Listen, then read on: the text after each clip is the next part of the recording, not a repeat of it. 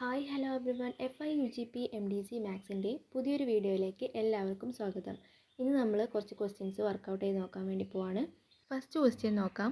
Find out the next term in the series 3, 7, 17, 31. 31 കഴിഞ്ഞ് വരുന്ന number ഏതാണെന്ന് കണ്ടുപിടിക്കണം. അപ്പോൾ ഈ തന്നിരിക്കുന്ന സീരീസ് എന്ന് പറയുന്നത് പ്രൈം നമ്പർ സീരീസാണ്. താഴെ കൊടുത്തിരിക്കുന്ന ആ പ്രൈം നമ്പേഴ്സിൻ്റെ ലിസ്റ്റിലേക്ക് നോക്കുക. അപ്പോൾ നമുക്ക് മനസ്സിലാകും 3 കഴിഞ്ഞിട്ട് ഒരു നമ്പർ സ്കിപ്പ് ചെയ്തിട്ടാണ് 7 വന്നിരിക്കുന്നത്. 7 കഴിഞ്ഞിട്ട് 2 നമ്പറിനെ സ്കിപ്പ് ചെയ്തിട്ടാണ് 17 വന്നത്. 17 കഴിഞ്ഞിട്ട് 3 നമ്പേഴ്സിനെ സ്കിപ്പ് ചെയ്തിട്ടാണ് 31 വന്നത്. അപ്പോൾ നമ്മൾ ആൻസർ വരുന്നത് 31 കഴിഞ്ഞിട്ട് 4 നമ്പേഴ്സ് സ്കിപ്പ് ചെയ്തിട്ട് കിട്ടുന്നതാണ് 53 എന്ന് പറയുന്നത്. നെക്സ്റ്റ് ക്വസ്റ്റ്യൻ നോക്കാം. 5, 20, 80, 320 എന്നിങ്ങനെയാണ് ഈ സീരീസ് പോകുന്നത്. നെക്സ്റ്റ് നമ്പർ എന്താണെന്ന് നമ്മൾ കണ്ടുപിടിക്കണം. അപ്പോൾ ഈ ഒരു സീരീസ് വരുന്നത് എങ്ങനെയാണെന്ന് ചോദിച്ചു കഴിഞ്ഞാൽ 5 × 4 = 20 ആണ്. 20 × 4 ആണ് 80 വരുന്നത്. 80 × 4 ആണ് 320 വരുന്നത്. അങ്ങനെ വരുമ്പോൾ 320 × 4 ആയിരിക്കും നമ്മൾ കണ്ടുപിടിക്കാനുള്ള നമ്പർ എന്ന് പറയുന്നത്. അതാണ് 1280 എന്ന് പറയുന്ന ആ ഒരു നമ്പർ. നെക്സ്റ്റ് ക്വസ്റ്റ്യൻ വരുന്നത് 10080, 1440, 240 എന്നിങ്ങനെയാണ് ആ ഒരു സീരീസ് പോകുന്നത്. ഇതെങ്ങനെയാണ് ചെയ്യുന്നതെന്ന് വെച്ച് കഴിഞ്ഞാൽ 10080 എന്ന് പറയുന്ന ആ ഒരു നമ്പറിനെ ÷ 7 ചെയ്തതാണ് 1440 എന്ന് പറയുന്നത്.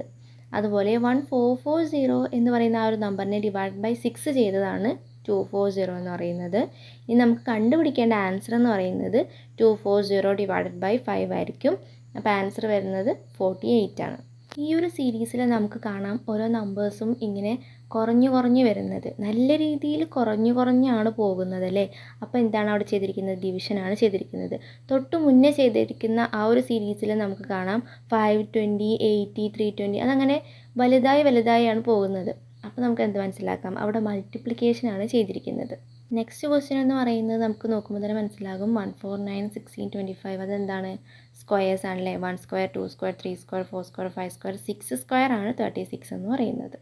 നെക്സ്റ്റ് സീരീസ് എന്ന് പറയുന്നത് 122, 145, 170, 197 അങ്ങനെയുള്ള ഒരു സീരീസാണ് നമുക്ക് തന്നിരിക്കുന്നത്. ഇതെന്ന് പറയുന്നത് 122 എന്ന് പറയുന്നത് 11 സ്ക്വയർ + 1 ആണ്. 11 സ്ക്വയർ 121 ആണ്, +1 ആണ് 122. അതുപോലെയാണ് ഓരോന്നും ഇവിടെ വന്നിരിക്കുന്നത്. 12 സ്ക്വയർ എന്ന് പറയുന്നത് 144 + 1 145. അതുപോലെ 15 സ്ക്വയർ + 1 ആണ് നമുക്ക് കണ്ടുപിടിക്കേണ്ടത് അവിടെ വരുന്നത്. അതാണെന്ത്? 226 എന്ന് പറയുന്നത്. നെക്സ്റ്റ് സീരീസ് എന്ന് പറയുന്നത് 224, 195, 168 അങ്ങനെയാണ് പോകുന്നത്.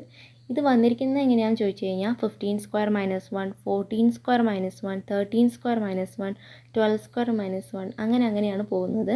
നമുക്കറിയാം 15 സ്ക്വയർ എന്ന് പറയുന്നത് 225 ആണ്, -1 ആണ് 224 എന്ന് പറയുന്നത്. അതുപോലെ 14 സ്ക്വയർ എന്ന് പറയുന്നത് 196 ആണ്, -1 ആണ് 195 എന്ന് പറയുന്നത്.